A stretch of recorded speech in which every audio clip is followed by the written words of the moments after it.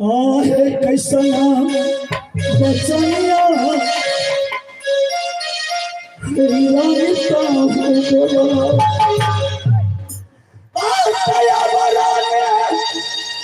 सुनला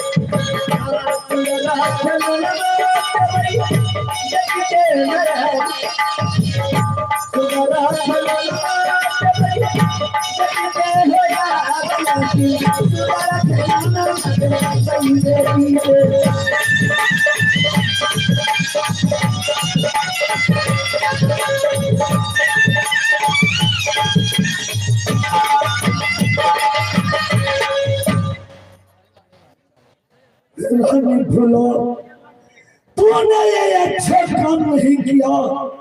तुमको मालूम नहीं है जो कोई राज दल का डर गया है वहां से वापस नहीं आया है। तुमको कौन ऐसा मती चढ़ा दिया जो तूने हमारे साथ सत्य करवा चुकी हो। नहीं महाराज, मैं जानती हूँ जो मैं अपने गले में अपनी छुरी लगा रही हूँ, लेकिन क्या करूँ, दीदी क्या सोचेगी। तो मेरी बेटी एक खिलौना मांगी थी, दोनों पुराने मुकर गए, नहीं दिए। इसीलिए अगर मैं राजदल का घर न जाऊं तो राजदल का घर नहीं जाएंगे तो राजमहवा भी खड़ जाएंगे। तूने हमारे साथ सच करा करके और तूने धोखा दिया। पर सुन लो, मेरा जान रहे या चली जाए इसलिए मुझे परवाह नहीं है।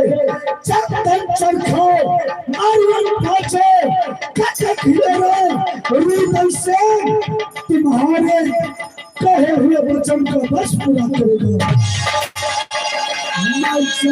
राजदल का घर और तुम खुश हो ना?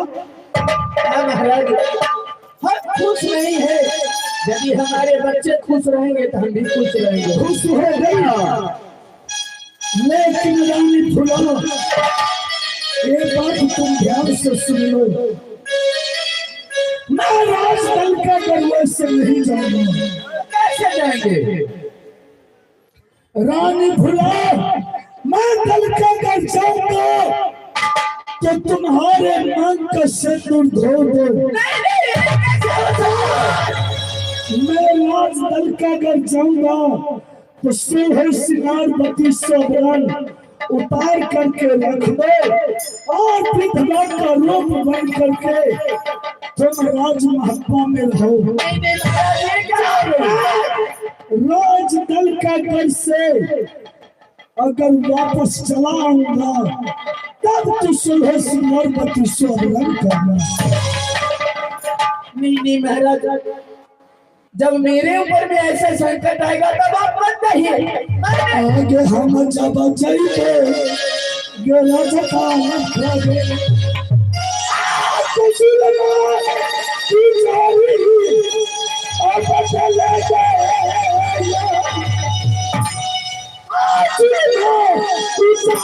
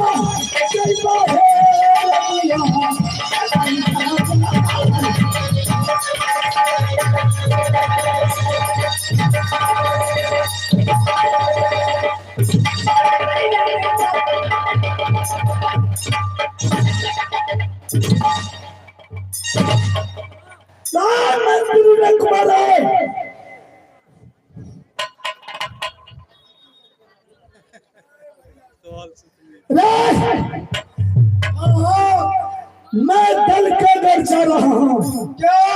और वैसे रहे यहाँ से जाओ, विधवा जैसी रूप में रहती है वैसे कपड़ा, एक लोटा पानी और दासी के साथ आओ।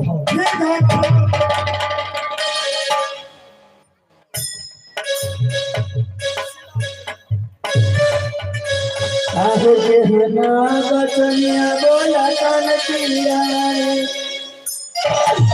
आके है बेचनिया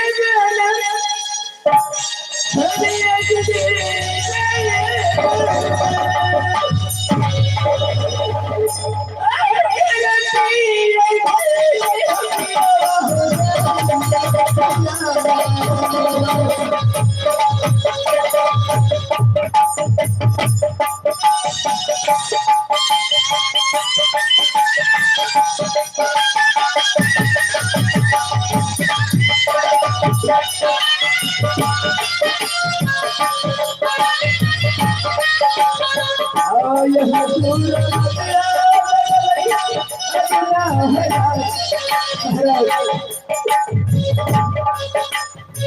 नहीं रहिए, मुझसे भूल हो गई। आप मधुर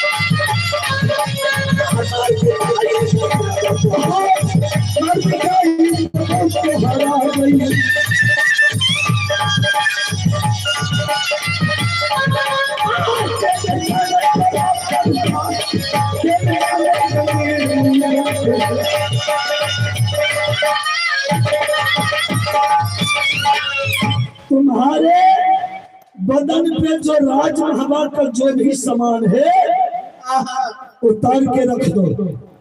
क्यों महाराज? महाराज उतार रहे। क्या आप विधवा बनाना चाहते हैं? जो मैं कहता हूँ वो करो। तुम सद हो जाओ, यहाँ खड़े रहो। सामान रख।